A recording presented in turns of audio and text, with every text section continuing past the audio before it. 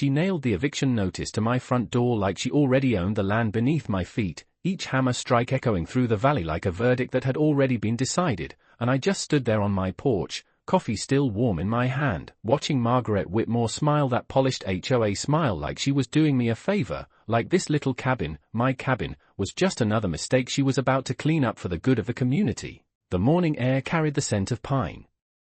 and cold earth, the kind of quiet you only get miles away from city noise, and somehow she managed to make it feel crowded, controlled. Hers, 72 hours, she said, tapping the paper with manicured nails, 72 hours to vacate before enforcement steps in, her voice smooth, rehearsed, the kind that doesn't expect to be questioned, and behind her, 2 contractors leaned against a white truck, already measuring, already planning, like I was just a delay in their schedule, not a man. Standing on his own land, I could hear gravel crunch under her heels as she turned, already done with me, already moving on to whatever rule she'd enforce next, and I remember thinking how strange it was that she never once asked who I was, never checked, never even hesitated, because people like Margaret don't investigate, they assume, they build their little empires on assumptions and signatures and quiet intimidation. And for a long second I considered saying something, showing her the truth.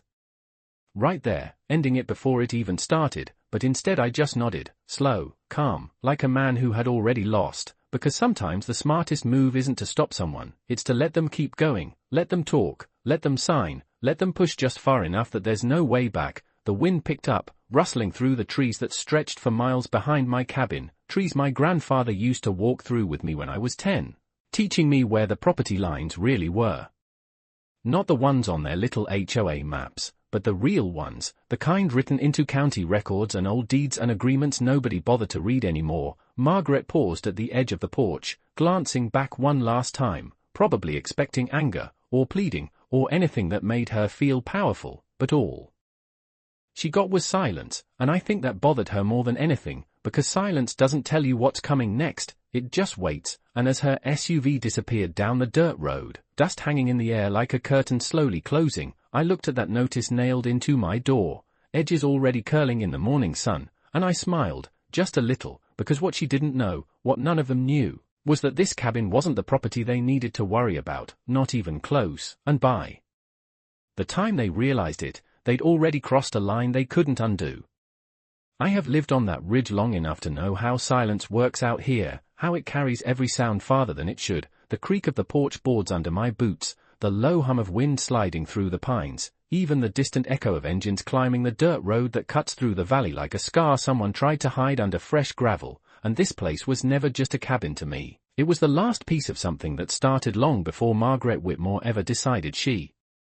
could redraw lines on a map. My grandfather used to say land remembers who respects it. He said it while showing me fence posts half buried in moss, while tracing old boundary lines with the tip of his boot, lines that did not match the clean printed versions you find in modern offices, because those maps were made by people who never stood out here at sunrise, never felt the cold settle into the ground before the first light breaks over the hills. I was 10 years old the first time he handed me a folded document, edges worn soft from decades of handling, and told me that paper mattered more than any sign someone could nail into wood. I did not understand it then, not fully, but I understood the way he said it, slow and certain, like it was a rule you did not question. Years later, when the valley started changing, when developers began circling like they always do, talking about potential and expansion and community growth, I saw the same look in their eyes that Margaret had this morning, that quiet confidence built on the assumption that no one would push back, that the land was just another asset waiting to be reorganized, and I kept quiet. I stayed in my cabin, fixed what needed fixing, kept the trails clear, paid attention to things most people stopped noticing, because this place was not meant for noise, it was meant for patience, for watching, for understanding how everything connects, the creek that runs along the east side of the valley, the gravel road that forks near the old oak tree, the survey markers that still sit where they were placed decades ago, slightly off from where the new plans claim they should be, and over time I started to notice something else, paperwork moving through the county office faster than usual, parcels being referenced in ways that did not quite line up, names appearing on documents that should have been familiar but were not, and I did what my grandfather taught me. I started keeping copies, quiet, organized, nothing dramatic, just a record of what was changing and when, because out here, mistakes do not happen all at once, they build slowly. layer by layer, until someone finally notices, and by then it is usually too late for anyone who does not have proof, which is why when Margaret stood on my porch this morning, talking about enforcement and compliance like she had already won, I did not feel surprised, I felt confirmation, because everything she said fit perfectly into a pattern I had been watching for months, maybe longer, and as I stepped back inside, the scent of aged wooden coffee filling the small space, I reached for the drawer where I kept those old documents, the ones my grandfather trusted more than any modern map, and I realized this was never about a cabin, not really, it was about a valley full of land that someone thought they could take simply because no one had stopped them yet, and that assumption was about to cost them more than they could imagine. I met Margaret Whitmore for the first time 3 months before that notice ever touched my door, not up here on the ridge where the air feels honest, but down in the valley at the new community office they had set up near the main road, a polished glass front building that looked completely out of place against the dirt and pine and open sky, and I remember the first thing I noticed was not her voice, but the smell, expensive perfume cutting through the faint scent of fresh paint and printer ink, the kind of detail that tells you exactly who someone is before they even speak. She stood behind a wide desk like it was a podium, posture perfect, smile calibrated, every movement controlled in a way that made it clear she was used to being listened to without question. Margaret had that particular tone people develop when they have never been told no in any meaningful way, calm but firm, polite but dismissive, like every conversation was already finished before it started. She talked about community standards, property value preservation, future development, all the right phrases lined up in the right order, but there was something else underneath it, something sharper, a need to shape everything around her into something predictable, something she could manage, and what struck me most was how easily people agreed with her. Neighbors nodding along, signing papers they barely read, trusting the system because it looked official enough to feel safe. I stood in the back that day, boots still dusty from the trail, hands in my pockets, just listening, watching the way she moved from person to person, correcting small things, suggesting improvements, planting the idea that the land needed structure, needed oversight, needed someone like her to keep it from becoming something less desirable, and then she noticed me. You could see it in the slight pause, the way her eyes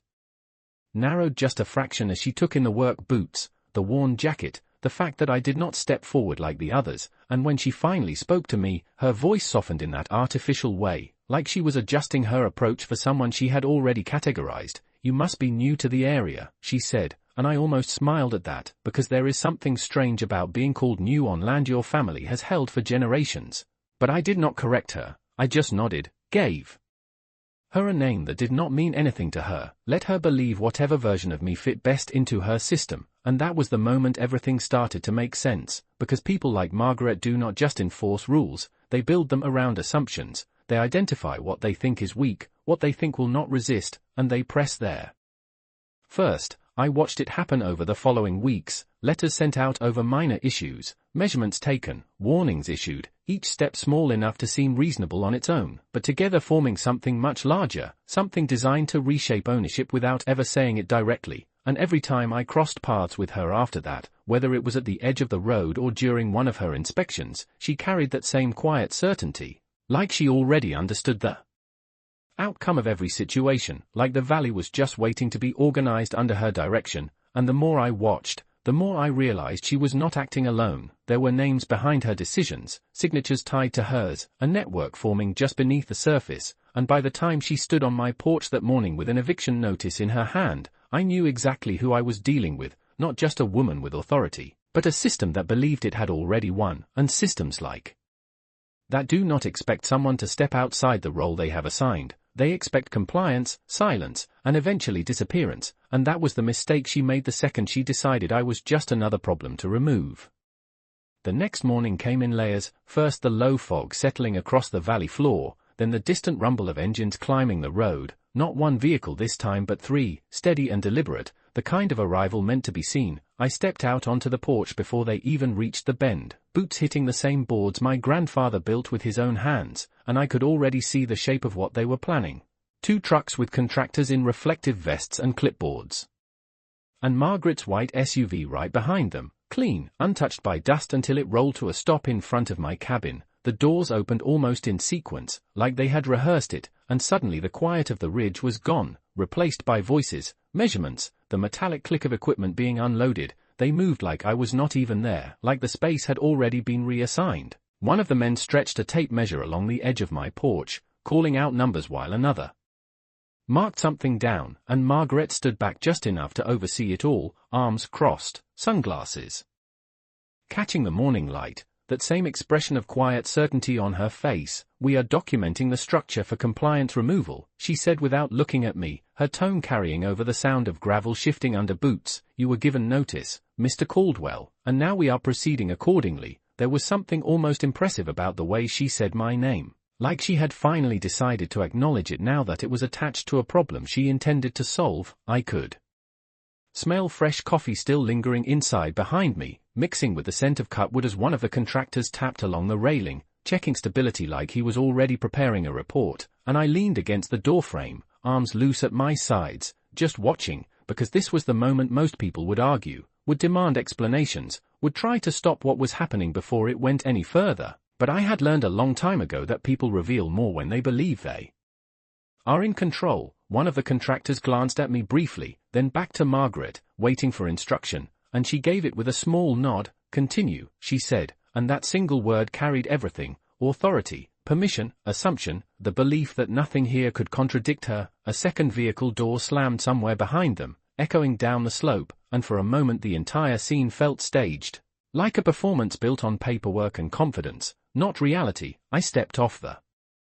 porch slowly, gravel crunching under my boots, and walked a few feet closer, close enough to hear the numbers they were calling out, close enough to see the temporary markers they were placing in the ground, bright orange against soil that had never needed to be marked before, and I asked one simple question: who authorized this survey? Not loud, not confrontational, just clear. And the man with the clipboard hesitated for half a second before glancing back at Margaret, because even he knew the answer mattered, and she turned toward me then, removing her sunglasses with a slow, deliberate motion, the kind meant to signal seriousness. "This entire section falls under HOA jurisdiction now," she said, each word placed carefully. "We have full authority to proceed," and that was it. That was the line, the one that told me exactly how far this had gone, not just assumption anymore, but declaration, not just overreach, but documentation. And as the wind shifted, carrying the faint sound of the creek running somewhere beyond the trees, I felt something settle into place, calm, precise, the same feeling you get when a plan finally reaches the point where it cannot fail, because this was no longer about a notice on a door or a cabin on a ridge. This was about a system stepping fully into territory it did not understand, and once that happens, there is no quiet way back. I let them finish. That was the part most people would not understand, the way I stood there while they measured my porch, placed markers into the soil, wrote notes like they were documenting something already decided, because every instinct tells you to stop it early, to push back before it gets out of hand. But stopping it early means stopping it small, and small problems are easy for people like Margaret to dismiss, reframe, bury under paperwork and polite language. So I stayed quiet. I watched the process unfold exactly the way they wanted it to, because the more complete it became, the harder it would be for them to undo. The contractor with the clipboard eventually approached me, his boots leaving shallow impressions in the gravel, and he handed me a printed form, the paper still warm from the truck's printer. "This is a formal acknowledgement of non-compliance and scheduled removal," he said, his voice careful, professional, like he had done this 100 times before. I took the paper, felt the weight of it between my fingers, the smooth texture, the official header stamped across the top with the HOA name in bold letters, and for a second I let myself read it like it was real, like it had authority, like it could actually change something about where I stood. The language was precise, structured, full of terms designed to sound final: unauthorized structure, violation of community standards, enforcement timeline, everything neatly arranged to create the illusion that the outcome had already been determined. I looked up at Margaret then, and she held my gaze without hesitation, expecting resistance, expecting the usual argument, but I gave her something else. I nodded, once, slow, deliberate, and said I understand, and you could see it flicker across her face, just for a second, not confusion exactly, but a disruption in expectation, because people like her rely on conflict to validate their authority. They expect you to push back so they can push harder. And when that does not happen, it leaves a gap they do not know how to fill. She recovered quickly. "Of course, people like her always do." "Good," she said, adjusting the sleeve of her blazer. "Then we will proceed according to schedule." The contractors began packing up, their work done for now. Markers left behind like quiet declarations planted into the ground, and one by one the vehicles pulled away, engines fading into the distance until the valley settled back into its usual silence. I stood there for a long moment after they were gone, the paper still in my hand, the notice still nailed to my door behind me, and the wind moved through the trees again like nothing had changed, but everything had, because now it was documented, recorded, formalized. Their claim had moved from assumption to action. And that mattered. I stepped back inside, closed the door gently, the soft click of the latch sounding louder than it should in the quiet, and I laid the paper on the table next to a stack of documents that had been waiting for this exact moment. Older papers, thicker stock, ink slightly faded but still clear, deeds, surveys, agreements that stretched back decades, the kind of records that do not rely on interpretation, only on fact. And I pulled out the one my grandfather had handed me all those years ago, unfolded it slowly, smoothing the creases with my palm, and as I looked at the boundaries drawn across that page, lines that extended far beyond this cabin, beyond the ridge, beyond anything Margaret or her board had accounted for, I realized something simple and absolute. They had just committed themselves fully, publicly, and legally, to a claim that did not belong to them, and by the time they understood that, it would already be too late to take it back. I did not wait long after that, because timing matters more than reaction, and by mid-afternoon the sun had burned off the last of the morning fog, leaving the valley sharp and exposed, every ridgeline clear against the sky. I drove down the same gravel road they had used earlier, dust trailing behind me in a slow cloud, and headed straight for the county records office, the building itself plain, brick and glass, the kind of place most people only visit when they are forced to, but to me it felt familiar, like stepping into a place where things still followed rules that could not be rewritten by confidence alone. The air inside carried that faint mix of paper, ink, and old filing systems, and the quiet hum of fluorescent lights overhead made every sound feel deliberate. I walked up to the counter, boots echoing lightly on the tile, and asked for a full parcel history on the valley sections listed under the HOA development filings. The clerk glanced at me, then at the request form, and nodded. No questions, just process, because here, authority is not assumed, it is verified. And while she pulled records from the system, I stood there thinking about the way Margaret had said those words, full authority, like they were enough on their own, like saying something made it real. A few minutes later she returned with a stack of documents, printed, stamped, organized in chronological order, and I took them to one of the long tables near the window, spreading them out carefully, each page adding another layer to what I already suspected. There it was, the HOA filing expansion boundaries, clean lines drawn across the valley in neat, confident strokes, referencing parcels by number, including the ridge where my cabin stood, including the surrounding acreage. All of it presented as if it had already been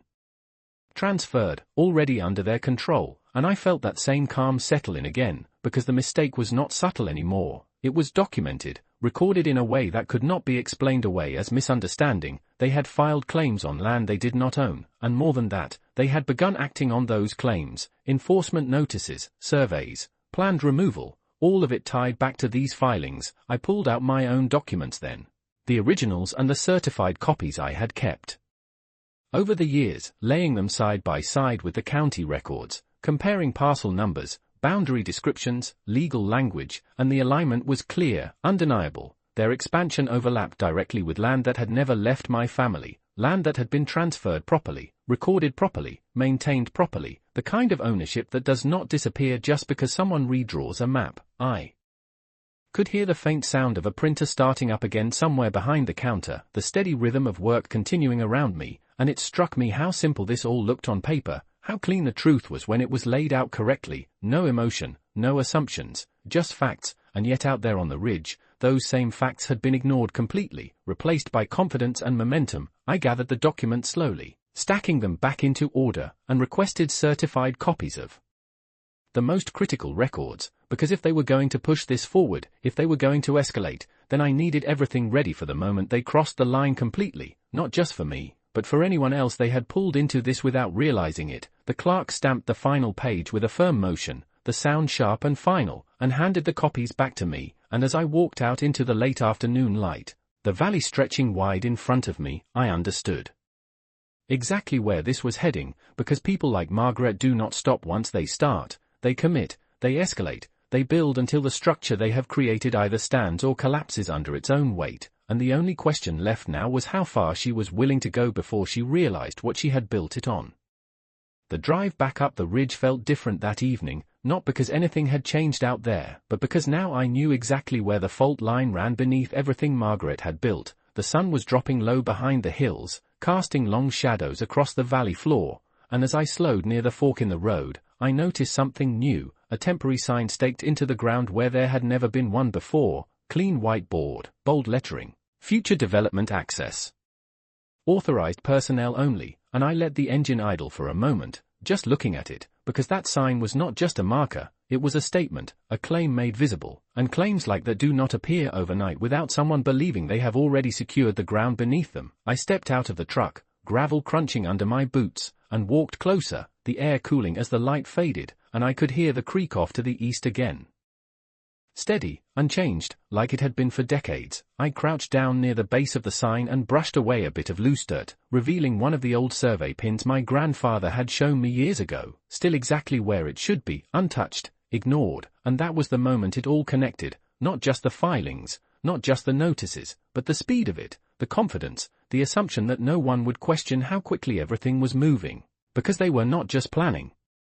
something, they were already committed to it. Somewhere out there, contracts were being drafted, deals were being discussed, timelines were being set, all based on land that had never legally changed hands. I stood up slowly, the wind moving through the trees again, carrying the faint scent of dry grass and pine, and I pulled the folded documents from the passenger seat, flipping to the parcel maps, aligning the printed boundaries with the actual land in front of me, and it was exact, precise.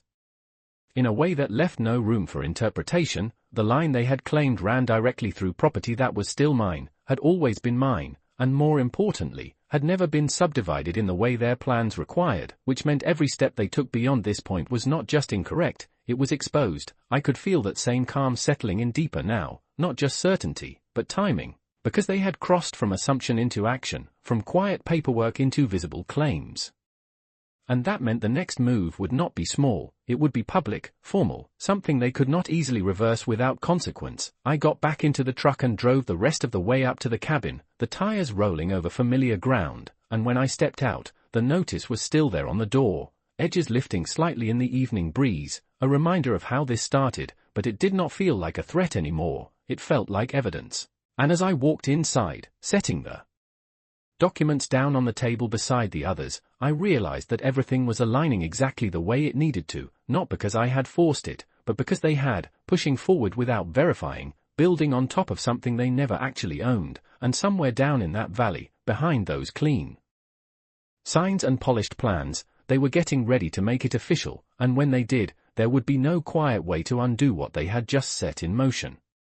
By the time the first official letter arrived, I was already expecting it, the envelope thick, stamped with HOA insignia, placed neatly at the edge of my porch like it belonged there, like everything else they had started placing on land that was never theirs. I picked it up slowly, feeling the weight of it, heavier than the last one, more formal, more deliberate, and inside was exactly what I knew it would be, a final enforcement notice. Structured language, deadlines tightened, references to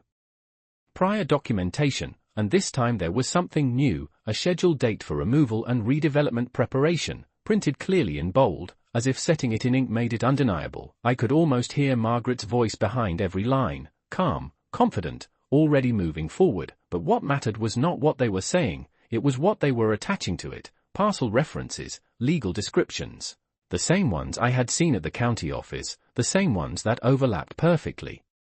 with land they did not own, and that was the moment the pattern stopped being theory and became evidence, not just one mistake, but a chain of them, connected, documented, escalating. I stepped inside and spread everything across the table again, the new letter alongside the older notices, the county records, my own deeds, each piece fitting together with a clarity that left no room for doubt. The timeline was there, clean and undeniable. They had filed expansion boundaries first, then began issuing notices, then initiated physical surveys, and now they were setting enforcement dates, each step building on the last, each one assuming the previous was valid, and that assumption was the flaw running through all of it. I could hear the wind picking up outside, brushing against the cabin walls, a low steady sound that made the space feel even more still, and I reached for my notebook, flipping to the pages where I had been tracking everything quietly over the past few months, dates, Names, document numbers, small details that seemed insignificant on their own but now formed a complete picture. Margaret's meetings, the sudden increase in filings, the contractors arriving earlier than any approval timeline should allow, and then I added the final piece, the enforcement date printed on that letter, circling it once with the tip of my pen, because that date was not just a deadline for me, it was a commitment from them, a point where everything they had claimed would have to stand up in the open. I leaned back in the chair, the wood creaking softly under the shift in weight, and for a moment I just looked at it all, the evidence, the pattern, the inevitability of what was coming next. Because people like Margaret do not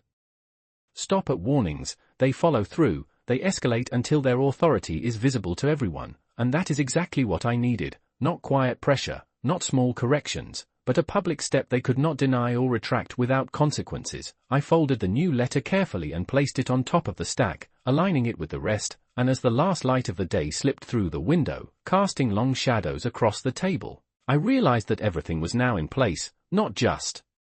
the proof of what they had done, but the timing of it, the moment they had chosen to make their claim real, and once they reached that point, there would be no way for them to pretend it was anything less than what it actually was. The next call I made was not to a lawyer, not yet, because lawyers come in when everything is already moving, and I needed someone who understood land before it became a courtroom problem. I called Daniel Reeves, a licensed surveyor who had worked this county for over 20 years. The kind of man who trusted measurements more than opinions. His voice came through the line steady, familiar, and when I told him where I was, he paused just long enough to understand that this was not a routine request. I need you to walk the ridge with me, I said, and he agreed without asking too many questions, which is how I knew he already suspected something was off. He arrived the next morning just after sunrise, his truck pulling up slow, tires pressing into the same gravel path that had not changed in decades. He stepped out carrying his equipment with that quiet efficiency that comes from doing the same job the right way for a long time. The air was cold, sharp, carrying the scent of pine and damp earth, and as we walked the boundary line together, I showed him the markers Margaret's team had placed, bright orange stakes standing out against the natural ground like they were trying too hard to belong. Daniel crouched beside one of them, brushing away loose soil with his hand, exposing the older marker beneath it, the original pin, still exactly where it should be, and he let out a slow breath through his nose. "That is not even close," he said, his voice low but certain. We moved further along the ridge, checking point after point, comparing their placements to the original survey lines, and every time the result was the same. Their markers drifted, sometimes by a few feet, sometimes by more than 20 yards, always in the same direction, always expanding into land that had never been reassigned. I handed him copies of the HOA parcel maps, the ones filed with the county, and he studied them in silence for a moment, then shook his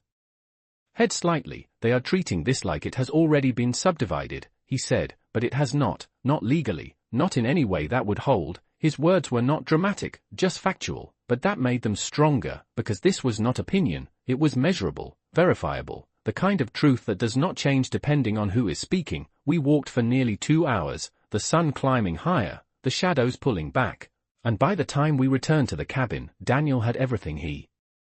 needed: notes, measurements, photographs, all documented with the kind of precision that could not be dismissed. He leaned against his truck for a moment, looking back across the valley, and then he said something that settled everything into place. "If they act on this," he said, "if they move forward based on those lines, they're going to have a problem they cannot correct quietly." I nodded, because that was exactly what I had been waiting for. Not just my understanding, not just my documents, but independent verification, something that existed outside of me, outside of anything Margaret could dismiss as personal resistance. Daniel agreed to prepare a formal survey report, certified, time-stamped, tied directly to the original records, and as he drove away, leaving the ridge quiet again, I stood there for a long moment, looking out over the valley that had not changed, even as people kept trying to redefine it, and I realized that this was the point where everything shifted, because now it was not just a question of ownership, it was proof, clear, documented, and ready for the moment they decided to push this far enough that it could not be undone.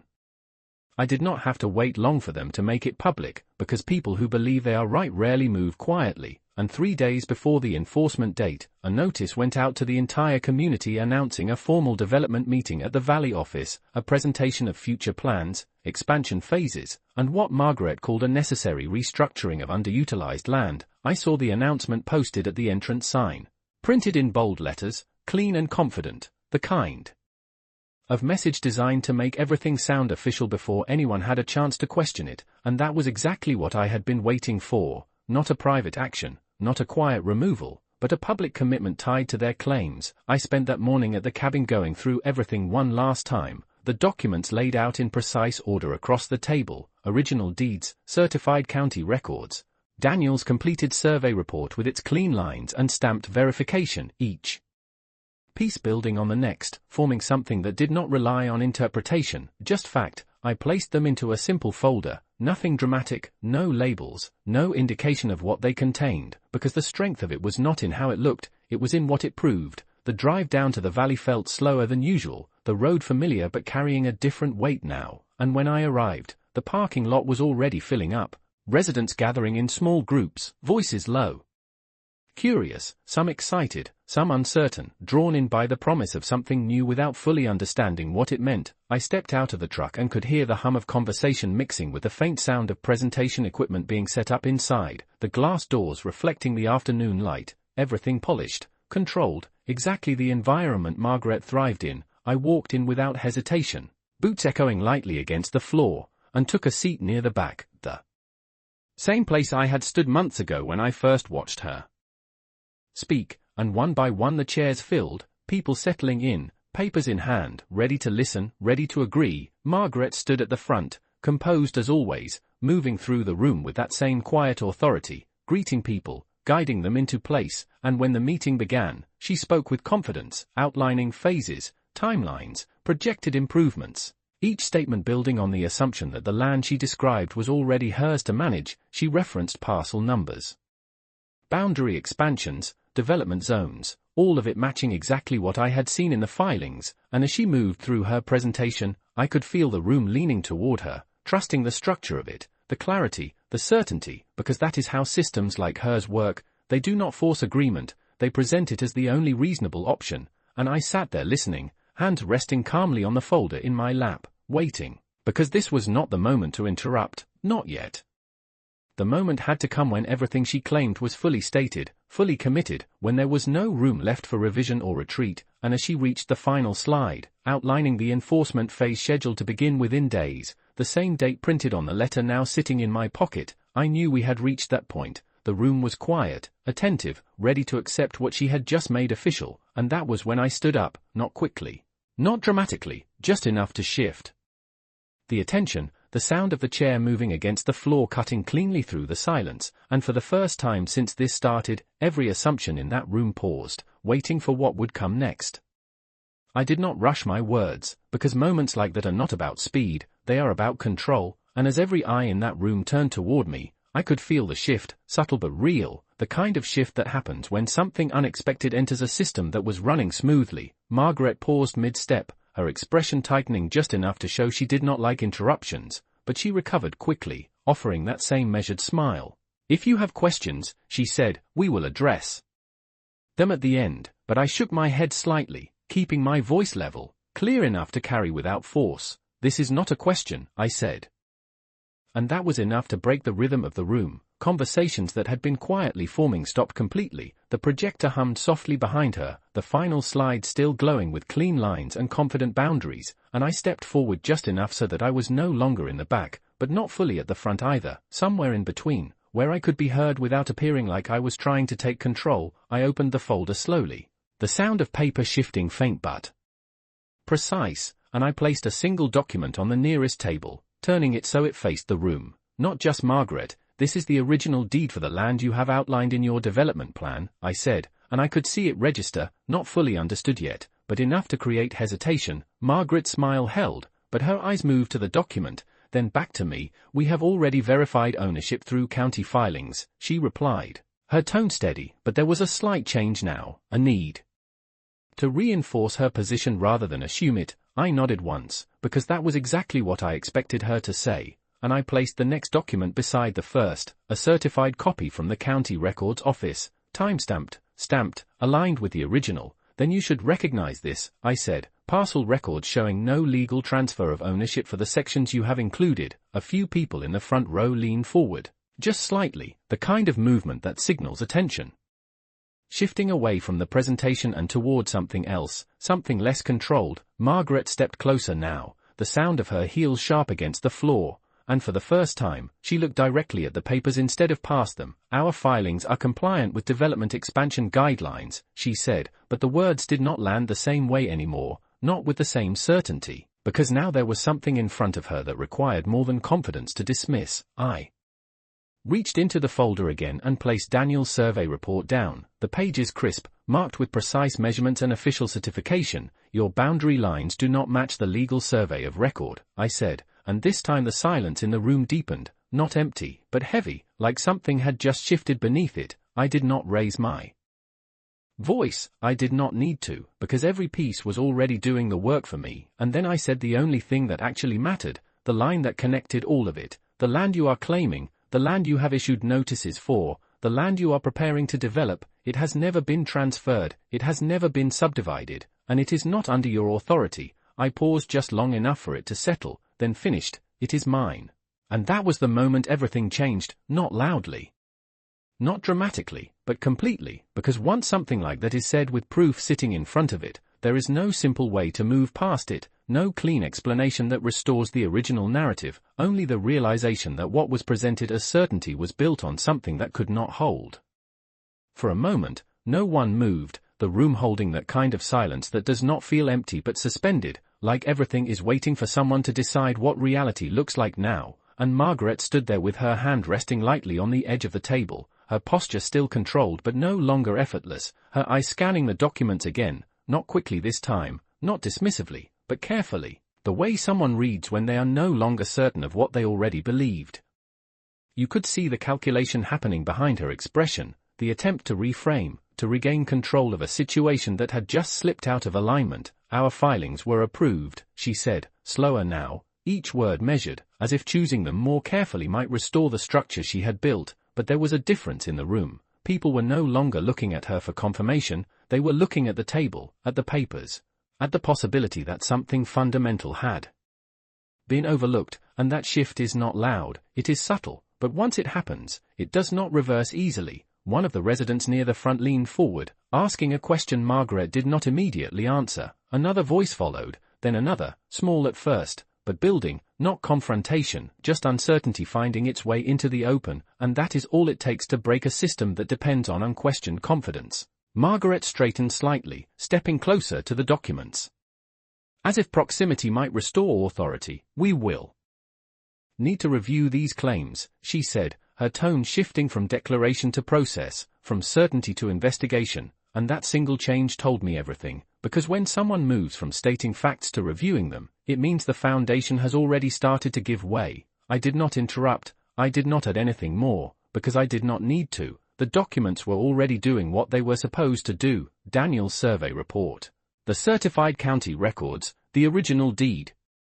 Each one reinforcing the same point from a different angle, not opinion, not argument, just fact led on fact until there was no space left for assumption to stand. The projector behind her was still running, the final slide frozen in place, clean lines outlining a future that no longer matched the reality sitting on the table in front of her, and the contrast between the two was impossible to ignore. Eventually she stepped back, just slightly, enough to create distance between herself and the documents, and that movement was small, but it was the clearest sign of all, because people only step back when they realize they are closer to something than they intended to be. The meeting did not end abruptly, it shifted, questions replaced statements, timelines became tentative, phrases like subject to verification and pending review started appearing where certainty had been only minutes before, and I remained where I was, calm, still, watching the structure adjust around the truth that had been placed in front of it, because this was never about forcing a reaction, it was about allowing the reality of the situation to surface in a way that could not be ignored or redirected. And as the room slowly began to empty, conversations continuing in low voices, people looking back at the table one more time before leaving, I gathered the documents carefully, placing each one back into the folder in the same order, nothing rushed, nothing dramatic, because the outcome had already been decided the moment those papers were set down, not by me, but by the facts themselves. And as I turned to walk out, the late afternoon light spilling through the glass doors, I could feel the shift fully now, not just in that room, but in everything that would follow, because once a system built on assumption is exposed in the open, it does not collapse all at once. It unravels, piece by piece, until there is nothing left holding it together. By the next morning, the valley felt the same quiet stretching across the ridge line, the same wind moving through the trees like nothing had changed, but there was a difference you could not see unless you knew where to look. The temporary signs at the fork in the road were gone, pulled clean from the ground. The bright orange markers along the ridge had disappeared, leaving only the original survey pins where they had always been, small, almost invisible unless you knew they mattered. And as I stood on the porch with a cup of coffee warming my hands, I could hear the absence of movement as clearly as I had heard the noise days before. No engines climbing the road, no voices carrying up from the valley, just the steady rhythm of the creek and the distant call of birds moving through the trees. Later that afternoon a single envelope arrived, not hand-delivered this time, not placed with confidence on the edge of my porch, but sent through standard mail, the paper thinner, the language careful, a formal notice of suspension, enforcement actions paused pending legal review, no admission, no apology, just a quiet step back written in the kind of words designed to sound neutral while undoing everything they had set in motion. I read it once, then folded it neatly and set it on the table beside the others, not as a threat anymore, but as the final piece of a pattern that had completed itself. Because this was how it always ends when assumption meets reality, not with a dramatic collapse, but with a gradual withdrawal, a series of small corrections that never fully acknowledged the mistake that caused them. Over the next few days, the changes continued, filings at the county office quietly amended, boundary claims adjusted, references removed, nothing announced, nothing explained, just the system shifting back into alignment with what had always been true. And Margaret, she did not come back to the ridge. Not after that meeting. Her presence faded from the valley in the same controlled way it had once appeared, still managing, still speaking, but no longer with the same certainty. When it came to land she had never truly understood, and I went back to the same routine I had before any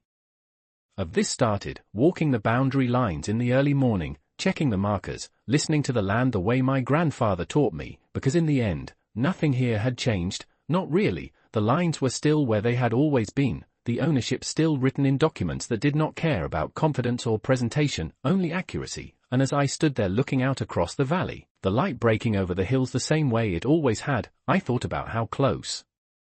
it had come to being rewritten by people who believed saying something made it true, and how easily that belief fell apart the moment it was tested against something real, something documented, something patient. And I realized that was the difference, not strength, not volume, just time and certainty, because justice does not need to be loud when it is built on something that cannot be moved. It just waits, steady and precise, until the moment everything else runs out of ground.